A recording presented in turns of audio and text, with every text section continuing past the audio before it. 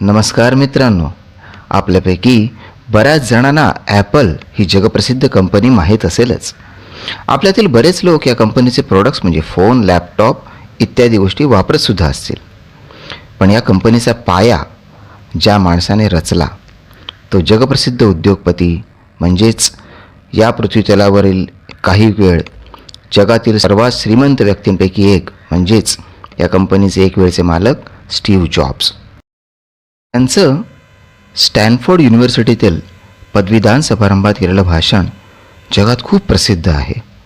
दीप माहेश्वरी, जे एक प्रेरक म्हणून आपण सर्व त्यांना ओळखतो, त्यांनी खास याचा उल्लेख करून सर्वांना विनंती केली आहे की हे नक्की प्रत्येकाने ऐकावं आणि ऐकवावं, जेणेकरून आपल्या आयुष्यामध्ये खूप चांगले काहीतरी घडवण्याची संधी आपल्याला समजून येईल.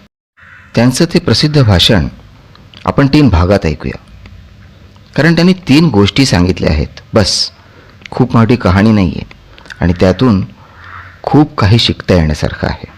तर सुरू करूया. त्याचबरोबर जर अशा प्रकारचं कंटेंट तुम्हाला आवडत असेल तर या चॅनलला जरूर सबस्क्राईब करा. स्टीव्ह जॉब्स म्हणतात, जगातील सर्वोत्तम गणल्या जाणाऱ्या महाविद्यालयांपैकी एक अशा महाविद्यालयाच्या पदवीदान समारंभात तुमच्यासोबत बोलण्याची संधी मला मिळते आहे. हा मी माझा मोठा बहुमान समजतो. मी महाविद्यालयीन शिक्षण कधीच पूर्ण करू शकलो नाही. आता सत्य सांगायला हरकत नाही, शांत समारंभ इतका जवळून मी पहिल्यांदाच पाहतो आहे.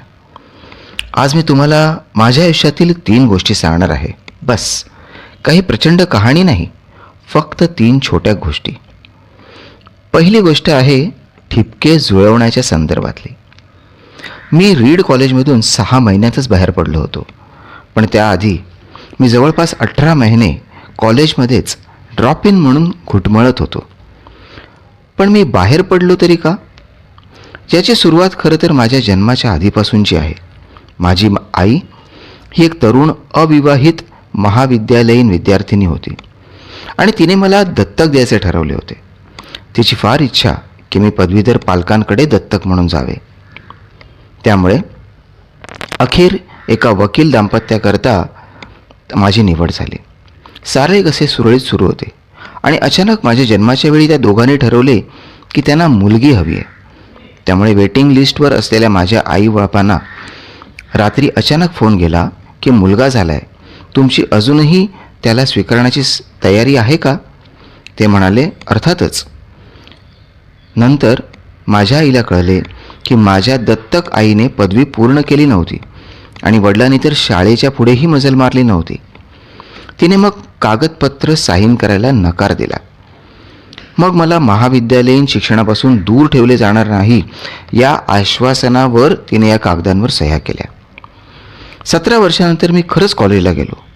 मूर्खासारखे मी स्टॅनफोर्डसारखे महागडे कॉलेज निवडले आणि माझ्या दत्तक पालकांची मध्यमवर्गीय कमाई माझ्या शिक्षणावरच खर्च होऊ लागली. 6 महिन्यात मला किंमत उमगेन अशी झाली. मला माझ्या आयुष्यात मला काय करायचे आहे याची सुतराम कल्पना नव्हती आणि कॉलेजचे शिक्षण मला याचे उत्तर शोधण्यात मदतही करत नव्हते आणि मी इथे आईबाबांची आयुष्यभरची कमाई उडवण्यात गुंतलो होतो. म्हणून मी कॉलेजमधून बाहेर पडण्याचा निर्णय घेतला आणि सुस्कारा सोडला. अर्थात त्यावेळी हा छातीत धडकी भरवणारा निर्णय होता, पण आता वाटते की कदाचित हा माझ्या आयुष्यातील सर्वात चांगला निर्णय असेल. हा निर्णय पक्का झाल्या क्षणीच मी ज्या वर्गाबाबतीत उत्साही नव्हतो तिथे जाणे बंद करून टाकले आणि ज्या वर्गामध्ये मला जाण्यात रस होता त्या वर्गांना मी नियमित जाऊ लागलो. हे सगळेच काही स्वप्नवत नव्हते. डोम मिळायची नाही म्हणून मित्रांच्या रूम्सवर जमिनीवर झोपावे लागे. कोकच्या रिकाम्या बाटल्या देऊन मी 5 सेंट जमा करत असे आणि त्यातून जेवणाची किंवा खाण्याची तजवीज करत असे. दर रविवारी 7 मैल चालून जात असे हरेकृष्ण या मंदिरामध्ये, कारण तिथे व्यवस्थित जेवण मिळेल. पण मला ते आवडत होते. माझी अंतःप्रेरणा आणि माझे कुतूहल यांनी मला जे काही सापडले ते पुढे आयुष्यात अनमोल ठरले.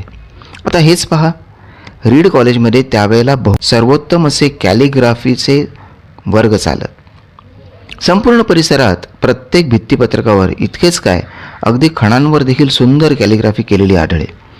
मी तसाही ड्रॉपआउट होतो आणि मला हे कसे करतात हे जाणून घ्यायची खूप इच्छा होती. त्यात माझे नियमित वर्ग करणे जरुरीचे राहिले नव्हते. कॅलिग्राफीच्या वर्गात मी सेरिफ आणि सान्स सेरिफ फॉन्ट्स शिकलो. त्याचसोबत बरोबर 2 अक्षरांमध्ये किती जागा असावी, अक्षरे सुशोभित कशी करावी याचेही ज्ञान मिळत होते. ते सारेच फार सुंदर, ऐतिहासिक आणि कलात्मकरित्या हळूवार होते. कदाचित शास्त्राच्या चिमटीत पकडण्यापलीकडले. मी त्याने भारावून गेलो होतो. या सगळ्याचा माझ्या आयुष्यात दुरान्वेळीही मला काहीही प्रत्यक्ष लाभ होईल असं मला स्वप्नातही वाटलं नसतं. पण 10 वर्षानंतर आम्ही जेव्हा पहिला मॅकिंटॉश कम्प्युटर बनवत होतो तेव्हा हा सगळा काळ माझ्या मदतीला आला. आम्ही त्या सगळ्याचा वापर मॅकिंटॉशमध्ये केला. सुंदर टायपोग्राफी असलेला तो माझा कम्प्युटर होता.